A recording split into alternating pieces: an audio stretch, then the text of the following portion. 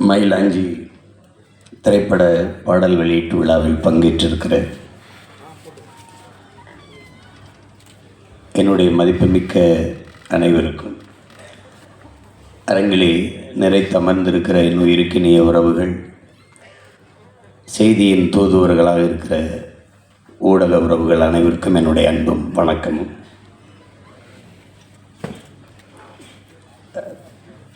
படத்தின் தயாரிப்பாளர் என் அன்பிற்கினிய அர்ஜுனன் அவர்கள், ஒரு மனநல மருத்துவர். இங்கே நம்ம ஒருவரை சந்தித்தால் நல்லா இருக்கீங்களா, உடல்நிலை எப்படி இருக்கிறது என்று தான் விசாரிக்கிறோம். ஆனால் மனநிலை எப்படி இருக்கிறது என்று யாரும் கேட்பதில்லை. எவ்வளவு பணம் இருந்தாலும் மனம் சரியாகவில்லை என்றால் அது பயனற்று போகும். அதனால் மருத்துவத்திலே மிக மகத்தான மருத்துவம் மனநல மருத்துவம்தான் என்பதை அது பாதிப்புக்கு ஆளானவர்களுக்கு தான் தெரியும். அந்த மனநலத்தை சரி செய்கிற மருத்துவர், இங்கே மருத்துவம் ஒரு மகத்தான சேவை என்பதை மறந்து மிக அதிகமாக லாபம் குவிக்கிற ஒரு தொழிலாக மாறியிருப்பது ஒரு கொடுமை. அதை கடந்து எல்லோரும் குறிப்பிட்டது போல ராஜபாளையத்தில் அவர் பிறந்த ஊரிலேயே இருந்து தன் மண்ணின் மக்களுக்காக தன் கல்வி பயன்பட வேண்டும் என்று பணத்தை பெரிது பண்ணாமல் மக்களின் மனத்தை நலப்படுத்துகிற சேவை செய்து கொண்டிருக்கிற ஒரு மகத்தான மருத்துவர் தான் நம்முடைய தயாரிப்பாளர் அர்ஜுனன் அவர்கள். அவர் இந்த படத்தை தயாரிப்பது பெரிய மகிழ்ச்சி. அதிலும் என்னுடைய தம்பி அஜயன் பாலா. ஒரு மனிதர் சிலரை சந்தித்திருப்பார், சிலரை சந்தித்திருக்க மாட்டார். ஆனால் என் தம்பி அஜய் திரையுலகில் இருக்கிற எல்லா சிறந்த படைப்பாளர்களையும் எல்லா சிறந்த மனிதர்களையும் சந்தித்திருப்பார். கேரளா போன்ற மாநிலங்களில் முதலில் எழுத்தாளர்களுக்கு தான் மதிப்பு இருக்கும். இங்கே வாசவன் நாயர், டி தாமோதரன் போன்றவர்கள் அவர்கள் எழுத்தை படித்து அந்த கதையை வாங்கி கொண்டு பிறகுதான் இயக்குனர் கதாநாயகன் தேர்வு நடக்கும். இங்கே அப்படி இல்லை. அஜய் ஒரு சிறந்த எழுத்தாளன். அவருடைய எழுத்தை எவ்வளவு பேர் படித்திருப்பார்கள் என்று தெரியாது. ஆனால் நான் அவருடைய எழுத்தினுடைய ரசிகன், வாசிப்பாளன். பல சமயங்களில் எனக்கு நிறைய புத்தகங்களை படிப்பதற்கு நேரம் குறைவாக இருக்கனால சுருக்கமாக எழுதிப்பான். மார்க்ஸ்னால் சுருக்கம், லெனின்னா சுருக்கம், சேகுவரானா சுருக்கம், அண்ணல் அம்பேத்கர்னா சுருக்கமாக எழுதிப்பான். தொடராக ஆனந்தவுடன் எழுதி கொண்டு வந்தார். இப்போ திடீர்னு எல்லாத்தையும் நூலகத்தில் தேடி எடுத்து அஜய் அந்த அம்பேத்கரை பற்றி புத்தகத்தை கொஞ்சம் அனுப்பிவிடு, எனக்கு கொஞ்சம் தேவைப்படுது. அது ஒரு 150-200 பக்கத்துக்குள்ளே அம்பேத்கர் யார் அப்படிங்கிறத அறிந்து கொள்வதற்கு இன்றைய தலைமுறைக்கு மொத்த வாழ்க்கையும் தேடி படிக்கிறது ரொம்ப கடினம். ஆனால் சுருக்கமாக இதுதான் அம்பேத்கர், இதுதான் மார்க்ஸ், இதுதான் லெனின் என்று உங்களால் கற்றுக்கொள்ள முடியும் என்றால் அது என் தம்பி அஜயன் பாலாவுடைய எழுத்தை படித்தீர்கள் என்றால் புரிந்து கொள்ள முடியும். எழுத்தென்றால் சும்மா படிக்கும்போது ஏண்டா இந்த புத்தகத்தை புரட்டணும்னு வைக்க மாட்டான். நீங்கள் புரட்டினீங்கன்னா இறுதி அட்டை கீழே சாய்க்கிற வரை அவ்வளவு ஈர்ப்போடு படிக்கிற மாதிரி எழுதுவான். அவ்வளோ ஒரு இந்த தலைமுறையில் சிறந்த எழுத்தாளர்களில் ஒருவன் என் தம்பி அஜயன் பாலா. அவன் படைப்பாளியாக வருவது. என் தம்பி வெற்றிமாறன்னா திரைக்கதை எல்லாரும் சிறப்பாக கதையை நல்லா சொல்வார்கள். அது கற்பனையில் சொல்லிடலாம், அதற்கு ஒன்றும் இல்லை. திரைக்கதை அமைச்சிடலாம் ஒரு 2 மணி நேரத்துக்கு ஒரு. ஆனால் ஒரு எழுத்தாளனுங்கிறவனுடைய பணி மிகச்சிறப்பு. அதில் உங்களுக்கு தெரியும், இலக்கியம் பொய் பேசலாம், புராணம் இதிகாசம் எல்லாம் பொய் பேசலாம், வரலாறு உண்மையை மட்டும்தான் பேச முடியும். அப்படிப்பட்ட வரலாற்று உண்மையை பதிவு செய்யக்கூடிய ஒரு படைப்பாளி தான் என் தம்பி அஜயன் பாலா. தம்பி வெற்றிமாறன் அவர்கள் புதினங்களை, அதாவது நாவல், அதையெல்லாம் எடுத்து பதிவு செய்வார். படமாக கொண்டு வந்திருக்கார். அப்பா பால்மேந்திரா எடுத்திருக்காங்க, அப்பா மகேந்திரன்லாம் எடுத்திருக்காங்க. ஆனால் இப்போ தான் அந்த தலைமுறையில் ஒரு எழுத்தாளனே படைப்பாளனாக வருவது தமிழ் திரையுலகில் இதுதான் முதன்முறை. தம்பி அஜய் எவ்வளோ வேணாலும் பாராட்டலாம். ஆனால் என்னென்னா அவன் கொஞ்சம் கால இடைவெளி ஆயிடுச்சு, இங்கே குறிப்பிட்ட எல்லோரும் சொன்னது மாதிரி. இருந்தாலும் பரவாயில்லை. சென்னை 10 வருஷத்தில் 5 வருஷத்தில் இப்போல்லாம் 3 வருஷத்தில் பலன் தர தென்னைலாம் இருக்குது. ஆனால் அதனுடைய ஆயுள் ஒரு 8 வருஷம் 10 வருஷம்தான். ஆனால் பனை அப்படி அல்ல. இந்த தலைமுறையில் நாம் நட்டால் அடுத்த தலைமுறை தான் பயன்பெறுகிறது. நீ பனைமரை போல உறுதியாக நிற்கிற மரமாக, நீ காலதாமதமானாலும் உறுதியாக இருக்கிற மரமாக நீ இரு. அதுவே பெரிய வரம்தான். அஜய் இந்த படத்தை இயக்குறாங்கிறது எனக்கு மகிழ்ச்சி. அதுவும் என்னுடைய நெருக்கமான உறவுகள் எல்லாம் இதில் பங்கேற்றிருக்கிறார்கள். அதில் என்னுடைய தம்பி செழியன், அஜயை போல அவனும் சிறந்த ஒரு எழுத்தாளன், படைப்பாளி, ஓவியன். அவன் கையெழுத்துக்கு முன்பு அச்சு கூட தோற்று போகும், அவ்வளவு அழகாக கையெழுத்து இருக்கும். என் உடன் பிறந்தவன். நாங்கள் ஒரு வீட்டில் வாழ்ந்தோம் என்பதில் ஒரு கூட்டில் வாழ்ந்தோம் என்று தான் சொல்லணும். இசையை முறையாக பயின்றவர். தம்பி மிஸ்கினும் இசை கற்றவர். எல்லா துறைகளிலும் ஒருவன் ஆற்றல். சிலருக்கு அது தெரியும், இது கொஞ்சம் தெரியும், இது கொஞ்சம் தெரியுங்கிறது இல்லை, ஆழ தெரியும், ஆய்ந்த அறிந்தவர் என்பது ரொம்ப அரிது. அதில் என் தம்பி செழியன் மிகச்சிறந்த ஒரு கலைஞன். அதாவது கலைஞன்னா முழுமையான கலைஞன். எந்த துறையை எடுத்தாலும் இசை வாசிப்பார், பாடுவார், கவிதை எழுதுவார், சிறுகதை எழுதுவார், கட்டுரை எழுதுவார், அழகாக ஒளிப்படம் எடுப்பார். இப்போது திரைப்படத்திற்கு ஒளிப்பதிவாளராக மாறி இருக்கிறார். என் மண்ணை சார்ந்த ஒரே நிலத்தின் மண்ணின் மக்கள் நானும், என் தம்பி பேரரசு எல்லாரும். அப்போ அங்கிருந்து வந்து என் வீட்டில் தான் இருந்து நாங்கள் அவர் ஒளிப்பதிவு மேதை பிசி ஸ்ரீராமிட்ட பணியாற்றி வந்தார். அப்போது என் தம்பி படம் எடுத்து கொண்டிருந்தேன். என் வீட்டிலிருந்து தான் அங்கே அவருக்கு பயிற்சிக்கு போவார். அப்போ என்னுடைய அருமை சகோதரர் பாலு எனக்கு ஒளிப்பதிவு செய்து கொண்டிருந்தார். அவர் வேறு படம் வந்தோன்னு போயிட்டார்.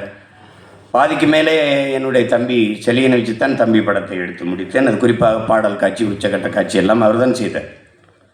அந்த படத்தில் காலதாமதம்ங்கிறதே அவர்கிட்ட இருக்காது. இது பதிவை நீங்கள் காட்சியை சொல்லி முடிக்கிறதா, நான் தயாராக இருக்கேன், வர சொல்லுங்கள், எடுத்துருவோன்னு எடுத்துருவாப்புல. அது அப்படி ஒரு வேகமான ஒரு படைப்பாளி, சிறந்த கலைஞன். அவர் சிறந்த படைப்பாளி என்பதற்கு அவர் எடுத்து விருது பெற்ற டூலெட் படமே உங்களுக்கு சான்று. இன்னும் சிறந்த படைப்புகளை தர காத்திருக்கிற ஒரு படைப்பாளி என்னுடைய தம்பி. அவன் ஒரு மேதை, இவன் ஒரு மேதை. எப்படி ஆளுகள்லாம் சேர்ந்து இந்த படத்தை ஒழிப்பி படத்தொகுப்பாளர் ஸ்ரீ பிரசாத் ஒரு மேதை, கலை இயக்குனர் லால்குடி இளையராஜா ஒரு மேதை. சில மேதைகளினுடைய படைப்பாக இருக்குது. என்னுடைய தம்பி இருக்காங்க, சிங்கம்பிள்ளையில் நடிச்சிருக்கிறாரு. என்னை வந்து எங்கள் ஐயா சொக்கலிங்கம் இருக்கிற இதய நோய் மருத்துவர், பெரிய நிபுணர், உங்களுக்கு தெரியும். அவர் ஜப்பானுக்கு போயிட்டு அங்கே போய் 100 வயது வாழ்வது எப்படி என்று நிறைய பேரை அரங்கத்தில் உட்கார வச்சு பாசிட்டு இருக்கும்போது எல்லாம் சிரிச்சிருக்காங்க. ஏன் சிரிக்கிறீங்கன்னு, எங்கள் எல்லாருக்கும் 110 வயசு ஆயிடுச்சு, நீங்கள் 100 வயசு வாழ்கிறதுக்கு தான் மருத்துவம் சொல்லிக்கிட்டு இருக்கீங்க. இந்த எப்படின்னு கேட்டோடனே, எப்படி உங்களால் இவ்வளோ உற்சாகமாக 110 வயசு வரைக்கும் வாழ முடியுதுன்னா, முதலில் எங்களுடைய மொழி, அவர் சொன்னது எங்களுடைய மொழி. அதுக்கப்புறம் எங்களுடைய இயற்கையை நேசித்து இயற்கையின் பிள்ளைகளாக நாங்கள் வாழ்வது 2.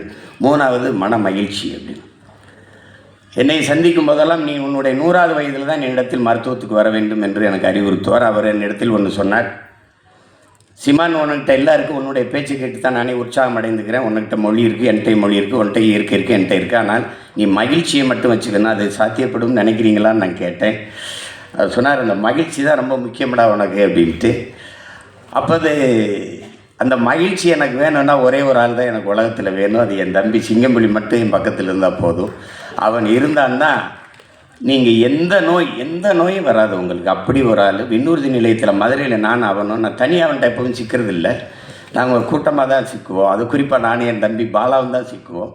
அன்றைக்கி தனியாக விண்ணூர்தி நிலையத்தில் மாட்டிக்கிட்டேன். எல்லோரும் தூரம் இருப்பாங்க, வருவாங்க, படம் எடுப்பாங்க, நான் இருப்பேன். இதை பேச ஆரம்பித்தா நான் கண்ணு கலங்கி கண்ணீர் கொட்டுது, சிரித்து உருள்றேன், இங்கே சாயிறேன், அங்கே சாயிறேன். மொத்த விண்ணூர்தி நிலைமை என்னையே பார்க்குது. யாரை என்னடா ஆச்சு, என்ன பண்ணுறாரு இவர் அப்படின்ட்டு. அவ்வளவு நகைச்சுவையாக பேசக்கூடியவன். அவனோடு அவன் அருகில் இருந்தாலே பசியும் தெரியாது, ஒன்றும் தெரியாது. அப்படி ஒரு கலைஞன் அவன். அவனெல்லாம் பங்கேற்றிருக்கிறது எனக்கு ரொம்ப பெருமை. புதிதாக அறிமுகமாக இருக்கிற தம்பி ஸ்ரீராம் கார்த்திக், கிரிசா குரூப், அவங்க படம் நான் பார்த்துருக்கேன். ரொம்ப அருமையாக நடிப்பாங்க. அவங்க எல்லோரும் சேர்ந்து இந்த படத்தை படைத்திருப்பது ரொம்ப மகிழ்ச்சி. அதுக்கப்புறம் இங்கே நிகழ்வில் பங்கேற்றிருக்கிற அண்ணன் ஆர்வி உதயகுமார், என் தம்பி ஏஎல் விஜய், நிறைய பேர் பெருமைமிக்க கலைஞர்கள் எல்லாம் இருக்கிறாங்க. அதில் என் தம்பி மீரா கதிரவன், அவனுக்கு ஒரு படம் எடுத்திருக்கான், வெளியீட்டுக்கு காத்திருக்கிறது. இந்த நிலத்தை இதுவரை யாரும் பதிவு செய்யாத ஒரு காதல் கதையை பதிவு செய்திருக்கிறான். அது விரைவில் வர இருக்கிறது. அதுக்கப்புறம் நம்மளுடைய பெருமதிப்பிற்குரிய காவல்துறை உயர் அதிகாரி தினகரன் அவர்கள், அவருடைய உடல் ஒழுங்கை போல அவர் பேச்சும் ஒரு அழகாக ஒழுங்காக அமைந்திருந்தது. ஏன்னா அவர் சட்டம் ஒழுங்கு இல்லையா, அதனால் எல்லாமே ஒழுங்காக இருக்கணும். இவ்வளவு நேரம் அவருடைய நேரத்தை நம்மோடு செலவிட்டிருப்பது, என்னுடைய நேரத்தை செலவிட விடுங்கள். ஏன்னால் இது என்னுடைய பேரன்பு. திரை உலகம்ங்கிறது என்னுடைய பேரன்பு. இப்போ நான் செய்துக்கிட்டு இருக்கிறது இது ஒரு வம்பு, அதில் செய்துக்கிட்டு இருக்கிறேன் அந்த வேலையை. இப்போ எல்லாத்துக்கும் மேலே எங்கள் அப்பா கங்கை மரன், அவங்க தான் இங்கே மிகுந்த பெருமைக்குரியவர்கள். சில இதை எங்கள் அப்பா நம்ப முடியாத ஒரு ஆளுமைன்னு இருக்கும். இவராது அப்படின்னு கேட்பாங்கல்ல, அப்படிப்பட்ட அளவு. நீங்கள் வாழ்வை மாயம்னு ஒரு திரைப்படத்தை நீங்கள் பார்த்தீங்கன்னா, அந்த படத்துக்கு எங்கள் இசையமைப்பாளர் பேரை மட்டும் பார்க்காம நீங்கள் பார்த்தீங்கன்னா, யாருமே இவர் தான் இசையமைச்சிருப்பாருன்னு இந்த திரையரங்கில் யாரும் சொல்ல மாட்டீங்க. மிகச்சிறந்த இசையை வழங்கியிருப்பாங்க. அது அந்த இசையை அந்த பாடலை நாங்கள் படிக்கும்போது என்னுடைய நண்பர்கள்லாம் அதை பாட்டு போட்டியில் பாடுவாங்க. வந்தனம் அந்த பாட்டெல்லாம் பாடினா என்ன நினச்சி பார்க்க முடியாது. அந்த நீலவான உடையில் அந்த பாட்டெல்லாம் அப்பா. அப்புறம் வாழ்வே மாயம் ஒரு தத்துவம், வாழ்க்கை தத்துவம். வாலி ஐயாவும் அப்பா ஜேசஸ் அந்த இணைவில் உச்சக்கட்ட காட்சியில் பாட்டை போட்டு உட்கார வைக்க முடியும்னு ஒரு இசையமைப்பாளர் நிரூபிச்சிருக்காருன்னா யாராவது சொல்லுங்கள். கிளைமாக்ஸு சண்டை தானங்க எடுப்பீங்க, என்னப்பா சண்டை தானே எடுப்பீங்க நீங்கள். அதுவும் அண்ணன் கமலஹாசன் மாதிரி ஒரு நடிகரை வச்சுக்கிட்டு மரணப்படுக்கையில் படுத்திருக்கிற ஒருத்தனை வச்சு பாட்டை போட்டு படத்தை உட்கார வச்சிட முடியும்னா அது எங்கள் அப்பாவில் முடியும்னா காட்டியிருப்பாப்புல. அதெல்லாம் பெரிய பெரிய சாதனை தான். எல்லோரும் உச்சக்கட்ட காட்சி வந்துருச்சு, அப்போ ரெண்டாவதுலேருந்து சண்டை ஆரம்பித்து அப்படி போய் பரபரப்பாகணும். அடுத்துக்கிட்டு கையில் ஒரு கோப்பையை வச்சு வாழ்வே மாயம் நாடகம் விடும் நேரந்தான் உச்ச காட்சி. ஐய அதோட கதை அப்படி இருக்கும் படம். நீங்கள் வேணால் எனக்காக ஒரு தடவை தொலைக்காட்சியில் போட்டால் தவறாமல் பாருங்கள். அப்போ யார் கங்கை மரன்னு உங்களுக்கு தெரியும். பாடல்கள்லாம் சில பாடல்கள்லாம் எழுதியிருப்பாரு. நீங்கள் இதெல்லாம் கண்ணதாசன் எழுதியிருப்பார், இதெல்லாம் வாலி எழுதியிருப்பார், இதெல்லாம் புலமை பெற்று எழுதியிருப்பாருண்ணா. அதுக்கு மேலே ஒரு அப்பா எழுதியிருப்பான், அதான் எங்கள் அப்பன் கங்கை மரன். அப்படியே எழுதியிருப்பாரு நினைக்கிறீங்க. ஒன்றும் இல்லை, மண்ணில் இந்த காதலன்றி யாரும்பா. சும்மா பேருக்கு பாவலர் வரதராசன் போட்டாங்க எங்கள் பெரிய ஒரு பேரை. ஆனால் எழுந்தது எங்கள் அப்பா தான். சின்ன சின்ன சந்தங்கள்ல அப்படி மடக்கி எழுதக்கூடிய நீங்கள் தந்தன தாளம் வரும், புதுராகம் வரும், அதில் சந்தன மல்லிகை வாசம் வரும். அப்போல்லாம் நாங்கள் படிக்கும்போது என்ன சந்தன மல்லிகை எப்படிங்க வாசம் அதில் வரும் அப்படின்னா, கேள்ற இந்த பாட்டை கேட்டால் வரும்டா. என்னங்கப்பா என்ன நீங்கள் இப்போ அப்போதைக்கு இந்த ஒரு ரசிக்கத்தக்க எல்லாரும் ஈர்க்கத்தக்க பாடல்கள் பாடி இந்த மெல்லிசையும் எழுத முடியும், கவிதைத்தனமாகவும் எழுத முடியும். அந்த பகல் நிலவு படத்தில் பூமாலையே இளந்தோல் சேரவா. நீங்கள் இளையராஜாங்கிற ஒருத்தரை அது அப்புறம் வருவோம், ஒவ்வொருத்தராக பேசி வருவோம். அந்த பாட்டை கேட்டிங்கன்னா அந்த எழுதுனதில் அவ்வளவு கவிதை தனம் இருக்கும். அந்த மாதிரி பாடல்களையெல்லாம் இவர் தான் எழுதியிருப்பாரா அப்படின்னு நினைப்பீங்க நீங்கள். அப்படிப்பட்ட ஒரு படைப்பாளி. நீங்கள் கரகாட்டக்காரன், கங்கை மரனா கரகாட்டக்காரன் படம் என்னமோ நடிகர் நடித்து பார்த்தான், ஒரு வருஷம் ஓடுது ஒரு படம் அப்படின்னா எப்படி பாருங்க.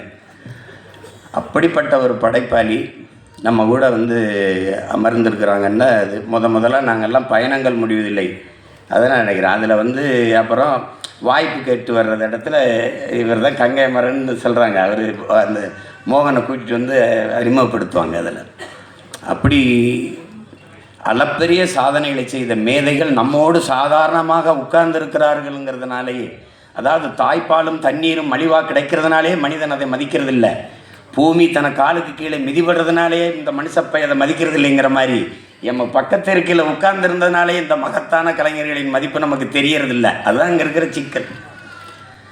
மாபெரும் மேதைகள் படைப்பாளிகள் நம்மோடு வாழ்ந்துட்டுருக்காங்க. அதில் ஒருவர் என்னுடைய அப்பா அது இப்போ கங்கை மரன் அவர்கள், அண்ணன் ஆர்வி உதயகுமார். அவருடைய படங்கள் எல்லாம் நீங்கள் கிழக்கு வாசல், பொன்னுமணி, சின்ன கவுண்டரு, எஜமான் படங்கள்லாம் பார்த்தா திரையில் ஒரு கவிதை தான், திரையில் ஒரு கவிதை. அதில் பொன்னுமணியில் அன்பை சுமந்து சுமந்து மொத்த படத்தையும் அந்த ரெண்டு நிமிஷ பாடலில் கொண்டு வந்திருப்பாங்க. அப்பா இளையராஜாவும் அண்ணன் உதயகுமாரும் அவ்வளோ பெரிய படைப்பாளிகள். என் தம்பி பேரரசுலாம் வணிகத்தை குவிச்சு கொடுத்த ஒரு படைப்பாளி. எல்லா மேதைகளும் இங்கே இருக்கிறாங்க.